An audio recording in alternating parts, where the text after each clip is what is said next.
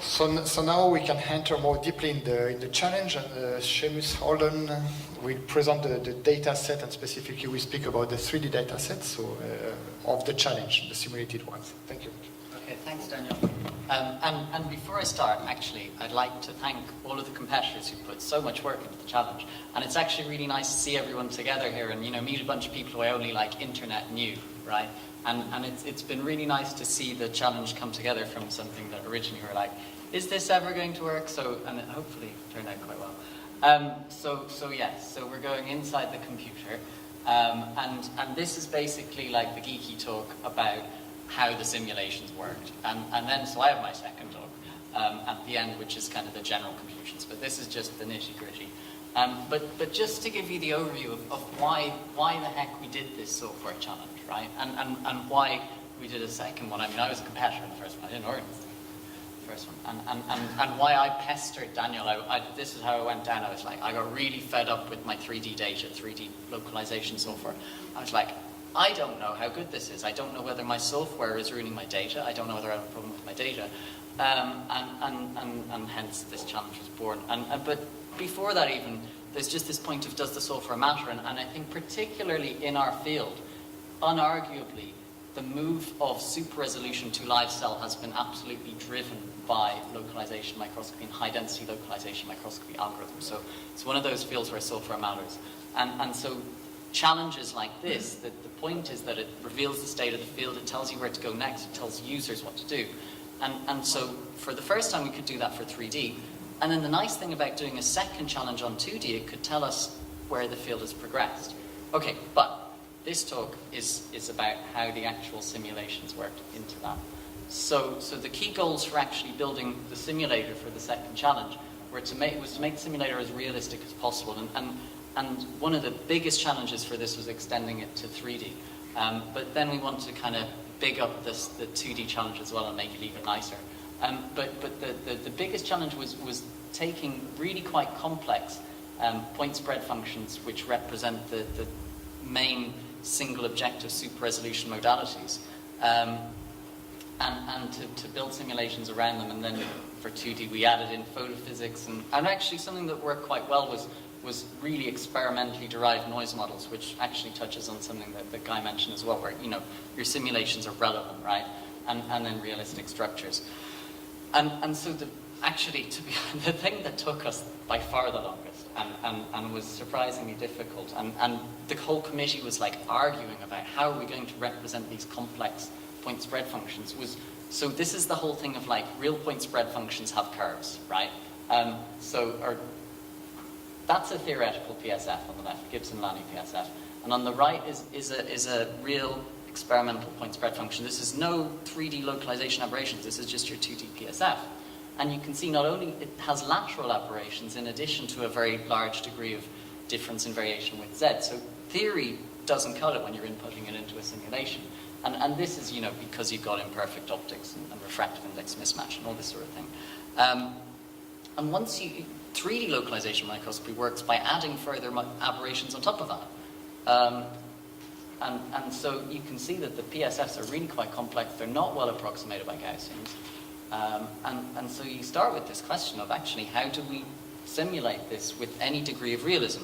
And our solution was to actually take experimentally derived point spread functions and use them as the ground truth for our simulation. So essentially all of the model point spread functions in this competition were derived from as high resolution, as high signal to noise as possible, sub-diffraction limited fluorescent beads. And then you run them through interpolation, co-alignment, normalization, and averaging to give you a 10 nanometer voxel size final super high resolution, super high signal to noise point spread function, which then goes in as the ground truth for the whole simulation. And in the end that worked quite nice, and what's nice about it is it's generalizable, so you can then use any modality. Someone invents it, W. Murner's doing some lovely work on very unusually shaped PSFs, which give you more info, and anything like that can be chucked into this simulator.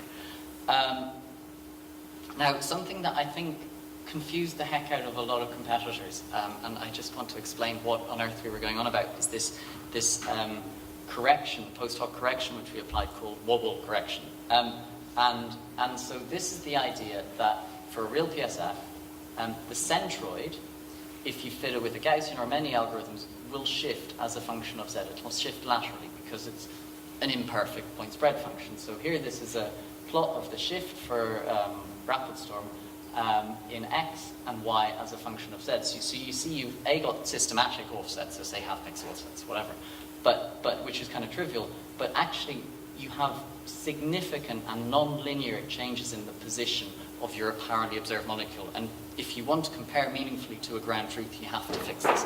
So this is why we made everyone go and localize these beads data, and we were so on that, and I'm sorry, but now hopefully it works. And this is just to explain visually. So this is without a correction. So you see you have offset, but in the red curve here, you have non-linear shift compared to your ground truth. And then once you correct for this measured shift, then it's all fine. Although it's really nice if software does this in-house, like say, for example, Haze and C-Spline just doesn't need to do any of this because it accounts for it, and that's obviously nicer for the user and so forth. But that's the game. And so we had our 3D PSFs, and that all works. That was the hardest bit. And then we thought, okay, well, we'll make it as experimentally realistic as possible on the sample side as well. So we have blinky molecules with palm-like experimentally realistic photo switching kinetics. We have experimentally derived signal and noise levels. So I looked through a bunch of experimental data that I had, and we tried to make noise levels that represent the major modalities of localization microscopy. So fixed cell storm, live cell, and it's not signal to noise, right? It's signal and noise. And so fixed cell storm has very high photon count and a reasonable amount of background. Live cell palm, although the photon counts are really low, usually you have very low background as well. And then you've got this exciting intermediate case of live cell organelle dyes where you've got kind of high, moderate photon count and high background and all sorts. And so we could do this and simulate realistic data. We also extended the structure. So for better or worse, right, we're kind of stuck with microtubules as the test structure. And they're great, but when they're prone to certain classes of artifacts because you're analyzing one-dimensional structure. It'll come back, right? So it was really nice to simulate an extended structure, which also kind of is supposed to be a little bit like the endoplasmic rectaculum in a very approximate sense. And this, in principle, avoids these sort of artifacts and gives you sort of a realism in your structures. And then we do nice, accurate noise models. And that's your simulator. So you start with a continuous structure, populate with fluorophores, add photophysics, chuck it through your point spread function simulator, add EMCCD and shot noise, and then you've got your final data set and the competition, which Daniel is about to talk about. So just to review, so we have a nice simulator that is in principle as realistic as we could make it. All the code is publicly available on GitHub. That reminds me, by the way, competitors who've talked, the internet has already told me that not all of your GitHubs are working, apparently. So check it out. All the data sets will be freely available. It's going to be a permanently running challenge. So we'd like to turn this into so at the moment it's like hacked together and we can run the simulator, right? But it'd be lovely to turn it into a generalized simulator that is, usable. And that's definitely on the cards, and maybe improve the point spread functions. I think SCMOS is an important and growing challenge, and it wasn't addressed in this competition, but I think it's important for the future. And finally, I will thank all of the committee, particularly Daniel Sage, who has done the field a huge service by starting this whole software challenge thing. And the committee worked very hard generating the experimental PSFs, organizing, arguing, all of the contributors, so all of the competitors, but there's certain contributors who either kicked our ass in the initial simulations and noticed various important things, or just worked really hard to make the whole competition better. And the organizers of the conference, and thank you very much for hosting us, that's lovely, and members of my continuous group who've been involved, and yes, all the competitors again, and our sponsors. And I'm happy to take a quick question.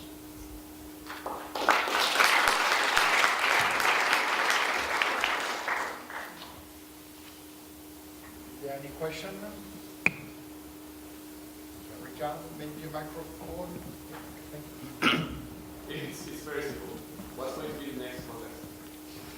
Oh man. Okay, so what's going to be the next contest? You know what? You can answer that because you're on the round table, which I'm moderating, and that's one of the questions, right? I mean, I have my own opinions, which maybe I'll chip in with, but look, SCMOS is really important, right? Ultra high density. So I'm kind of giving the game away with my second talk.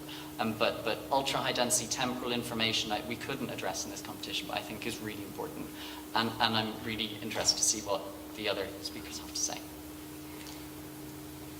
Okay. Other question? Thanks again, Seamus.